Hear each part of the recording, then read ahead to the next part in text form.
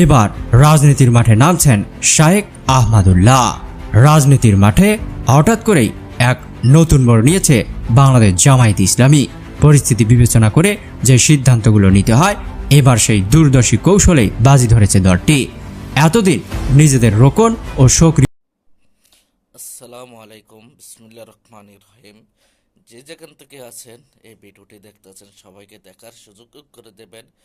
এবং এবার রাজনীতিকের পথ নতুন করে মোড় খেয়ে গেছে এবং এবার শক্ত হাতে ধরছে রাজনীতিকে জামাত ইসলামের আমির এবং শাহেক আহমদুল্লাহ হুজুর।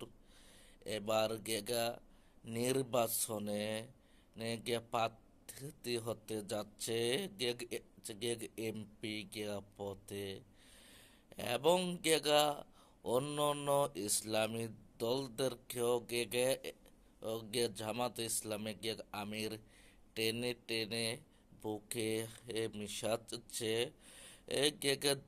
দেখলে বুঝতে পারবেন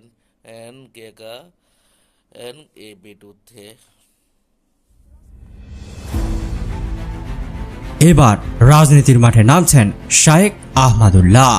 রাজনীতির মাঠে হঠাৎ করেই এক নতুন মোড় নিয়েছে বাংলাদেশ জামায়াত ইসলামী। পরিস্থিতি বিবেচনা করে যে সিদ্ধান্তগুলো নিতে হয়, এবার সেই দূরদর্শী কৌশলেই বাজি ধরেছে দলটি।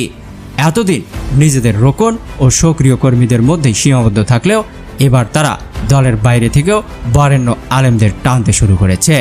এই ধারাবাহিকতায় কুষ্টিয়া ৩ আসনে দলটির টিকিট পেয়েছেন সুপরিচিত ইসলামী বক্তা মুফতি আমির হামজা।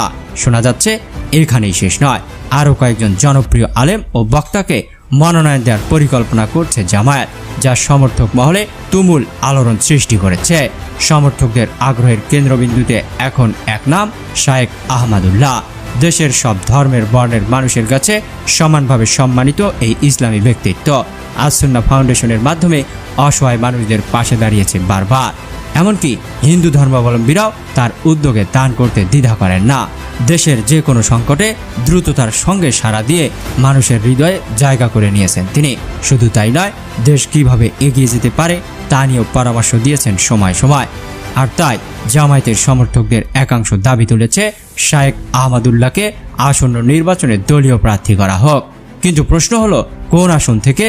লক্ষ্মীপুর সদর, যেখানে তার জন্মস্থান, নাকি নারায়ণগঞ্জের কোনো আসন যেখানে তিনি ভূমিপল্লী জামে মসজিদের খতিব হিসেবে দায়িত্ব পালন করছেন? তার ভক্তরাও দৃঢ়ভাবে বিশ্বাস করেন শায়েখ আহমদুল্লাহ বাংলাদেশের যে কোনো আসন থেকেই শক্ত প্রতিদ্বন্দ্বিতা গড়ে তুলতে পারবেন। তবুও প্রধান প্রশ্ন থেকেই যায়, তিনি আদৌ কি রাজনীতির মাঠে নামতে রাজি হবেন? অতীতে অন্তর্বর্তীকালীন সরকারের ধর্ম উপদেষ্টা হওয়ার প্রস্তাব তিনি ফিরিয়ে দিয়েছিলেন, কারণ তার নিজের কথায় সাধারণ মানুষের কাতারে থেকে জনকল্যাণমূলক কাজ করতে চান তিনি। জনসভা বা টেলিভিশন অনুষ্ঠানে বারবার প্রশ্ন এসেছে তার কাছে ইসলামী গণতন্ত্রের অবস্থান কোথায়, গণতান্ত্রিক পদ্ধতিতে ক্ষমতায় আসা সম্ভব কি? তার জবাব সবসময় ছিল স্পষ্ট, কিন্তু চিন্তা জাগানিয়া গণতন্ত্র মানেই শুধু ভোটাভুটি নয়, এটা গণতন্ত্রের খুব ছোট একটা অংশ। ইসলামী শরীয়তের দৃষ্টিকোণ থেকে দায়িত্বশীল নির্বাচনের জন্য মতামত গ্রহণ করা মৌলিকভাবে জায়েজ। রাশেদার আমলেও গুরুত্বপূর্ণ বিষয়ে মতামত গ্রহণ করা হয়েছে। তবে গণতন্ত্র যেভাবে সবার মতকে সমানভাবে দেখে, ইসলামী শরিয়া সেই দৃষ্টিকোণ থেকে দেখে না। শরিয়াতের চোখে একজন বুদ্ধিমান বিচক্ষণ মানুষের মতামত একজন সাধারণ মানুষের মতামত সমান নয়। তার ব্যাখ্যায় উঠে এসেছে গণতন্ত্র ও ইসলামের মৌলিক পার্থক্য। গণতন্ত্রের মূল কথা, জনগণ যা চাইবে তাই আইন, কিন্তু ইসলামে বলা হয়েছে আল্লাহ যা নির্দেশ দিয়েছেন সেটাই আইন। এই বক্তব্যকে কেন্দ্র করে সামাজিক যোগাযোগ মাধ্যম ও রাজনৈতিক মহলে শুরু হয়েছে নতুন বিতর্ক। একাংশের মতে শায়েখ আহমদুল্লাহর এই অবস্থান জামায়াতের ভাবমূর্তিকে আরও মজবুত করবে। অন্যদিকে অনেকে প্রশ্ন তুলেছেন তার মতো জনপ্রিয় আলেম রাজনীতির কাতারে পা দিতে কতটা প্রস্তুত। রাজনৈতিক অঙ্গনে এখন সবার চোখ শায়েখ আহমদুল্লাহর দিকে।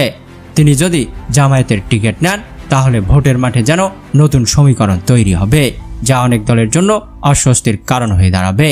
আর যদি তিনি রাজনীতি থেকে দূরে থাকেন, তবে দলের ভেতরে তৈরি হওয়া উচ্ছ্বাস কিংবা কতটা ধরে রাখা সম্ভব হবে? এদিকে কুষ্টিয়া 3-এ মুফতি আমির হামজার মনোনয়ন জামায়াতের কৌশলগত পরিবর্তনের এক স্পষ্ট বার্তা দিয়েছে। সমর্থকদের ভাষায় এটি শুধু শুরু, গুঞ্জন থামছে না, বরং নতুন নতুন নাম ভেসে উঠছে রাজনৈতিক আলাপনে। সর্বশেষ রয়ে যায় একটাই প্রশ্ন, জামায়াতের এই সাহসী পদক্ষেপ কি দলটিকে নতুন উচ্চতায় পৌঁছে দেবে, নাকি সাসপেন্সে ভরা এই কৌশল নির্বাচনের মাঠে আবারও জটিল সমীকরণ তৈরি করবে?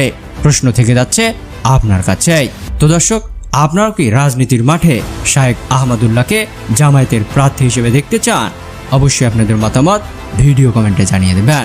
এতক্ষণ সাথে থাকার জন্য ধন্যবাদ। আসসালামু আলাইকুম আমার অডিয়েন্স ভাই বোনেরা, আপনারা সবই দেখছেন, সবই শুনছেন কি বাজে জামাত ইসলাম এবার শক্ত হাতে থেকে মোকাবেলা করছে রাজনীতিকের মাঠে, এবং শাহেক আহমদুল্লাহ হুজুর এবং আমির হামজা এবার এমপি পদে প্রার্থী হতে যাচ্ছে। ইনশাল্লাহ জামাত ইসলাম ক্ষমতায় আসলে বাংলাদেশ অতি দ্রুত বাজে উন্নীত হবে, শান্তির মুখে ফিরিয়ে আসবে, এবং ওলামাই কেরামদেরকে মানবতা শিখাইতে হবে না। ওলামাই কেরাম দেশের টাকা বাইরের রাষ্ট্রে পাচার করে না, এবং কানাডা বেগম পাড়ায় বাড়ি করে না, এবং মালয়েশিয়া বেগম পাড়ায় ফ্ল্যাট কিনে নাই মাওলানারা হুজুররা। এবং এই আপনার মাঝে আবার পরবর্তীতে নিত্য নতুনের নিউজ নিয়ে আসিব। কথাবার্তিতে যদি কোনো ভুল ত্রুটি হয়ে থাকে আপনারা ক্ষমার দৃষ্টিতে দেখবেন এবং মেসেজের মাধ্যমে জানিয়ে দিবেন।